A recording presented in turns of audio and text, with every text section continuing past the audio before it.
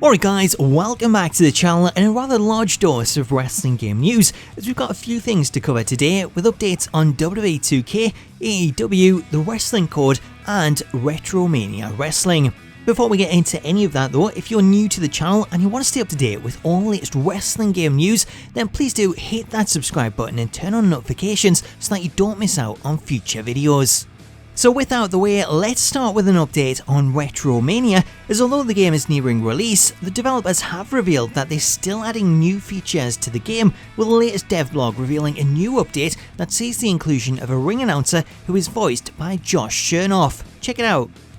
The following elimination tag team match is scheduled for one fall and has no time limit. Introducing first, from Philadelphia, Pennsylvania, the Blue Meanie, Hollywood Nova, and Big Stevie Cool, the Blue World Order! As you can see from the clip, this is still very much a work in progress, as a lot of the wrestler sprites have yet to be completed, which is why we see generic sprites used as a placeholder. Switching over to the Wrestling Code, here we have a few updates, the first of which sees the reveal of the game's first women's model, as we have these new images of independent wrestler Alex Garcia, who becomes the first of the women's roster to be shown off. As Alex is someone that a lot of people won't be too familiar with, here are a few comparison shots so you can get an idea of how she looks in comparison to her model. Personally, I think this one still needs a little bit of work done, especially around the cheeks and maybe under the eye area, as the face looks to be a lot older than Alex looks in these images. That said, of course, this won't be the final version of Alex, as a lot of the models will still be worked on until release, meaning there's still plenty of time for any changes to take place. Staying with the Wrestling Code, we already know that Rob Van Dam is set to appear in the game, as he was one of the names that was announced during the name reveal, with Rob since going on to share this video promoting his inclusion. Virtual Basement 2021 is gonna rock. What a perfect fit. The whole effing show in the Wrestling Code. As you heard in the video, Rob noted that the Wrestling Code is set for release in 2021, however following the video, the developers themselves have made a point of stating that 2021 isn't exactly confirmed, but they do have lots of plans coming throughout the rest of the year and into the next, with some of those plans featuring a few new stars that RVD knows all too well. I say that because Virtual Basement's latest roster announcement comes in the form of another ECW alumni, as the company recently confirmed that Raven has also signed on to appear, and he may not be the last former ECW star to do so. The reason I say that is down to this tweet, as Virtual Basement also teased another addition to the roster when they tweeted out the following. The Wrestling Code. Now that's not just the coolest, and that's not just the best, that my friends is just in. Any guesses as to who that alludes to? Well, the quote is a direct reference to someone RVD and Raven know very well, as it's a reference to another former ECW star, Justin Credible. So far, Justin hasn't officially been announced for the game, however Virtual Basement did post a similar teaser for Raven a few weeks prior to his announcement, therefore it shouldn't be too long before we see Justin Credible also confirmed, as the company continue to build up a roster of ECW originals.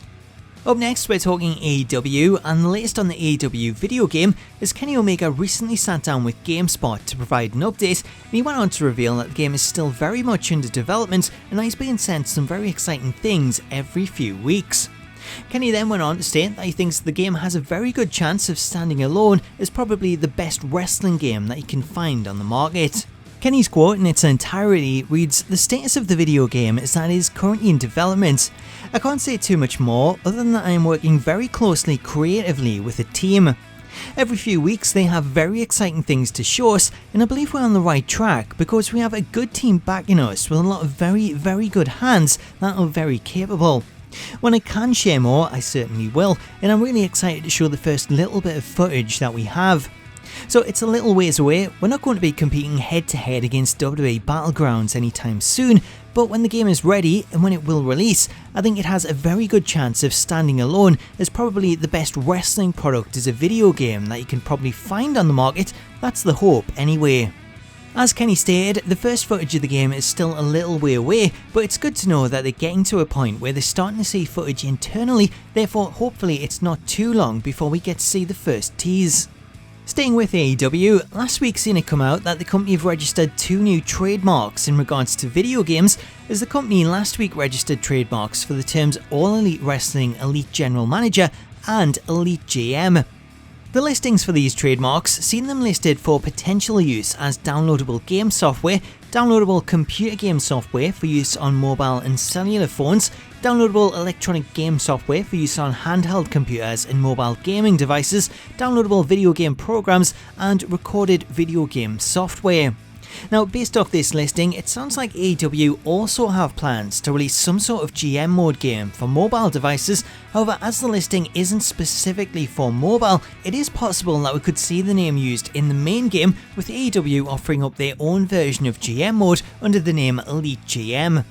So it's definitely interesting to note, as this does heavily imply that there is some kind of general manager game being worked on for mobile, with the potential also being there to see GM mode included in the main game, which is a smart move as GM mode is something that a lot of 2K fans have been requesting for years. Speaking of 2K, let's talk our last topic of the day, as whilst we don't have any new updates on what 2K are working on for the next simulation game, one thing we do have an update on is the Randy Orton tattoo lawsuit that's seen Orton's tattooist suing 2K over recreating her work in-game without her permission, as the Hollywood Reporter revealed that a federal judge based in Illinois has ruled that WWE and 2K have indeed copied her work without permission, and therefore they've ruled that the case will go to court, where a jury will be tasked with deciding whether or not 2K's recreation of Orton's tattoos could be classed as copyright infringement.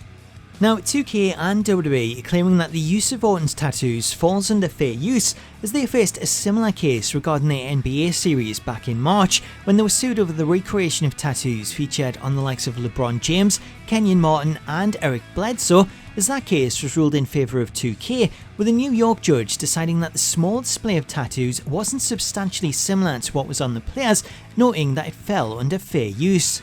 Following that outcome, it was widely understood that the WWE 2K situation would also be decided in a similar manner and therefore ruled in the favour of 2K. However, that is not the case, and the judges ruled that this one must be decided by a jury. Depending on the outcome, if 2K win, then they'll be allowed to continue to use Orton's tattoos in-game without the need to obtain permission. However, should the jury rule in favour of the tattooist, then 2K will be forced to pay substantial fees and damages for the tattoos used in their games, with this then impacting future games, as they'll either have to create their own custom tattoos to use with Orton or obtain permission from the tattooist and pay a licence to use them. So it's an interesting case, as the outcome of it may only be in relation to Orton, but if this is ruled in favour of the tattoo artist, then there's nothing to stop other artists from going down the same route and also suing 2K over the recreation of tattoos for other stars.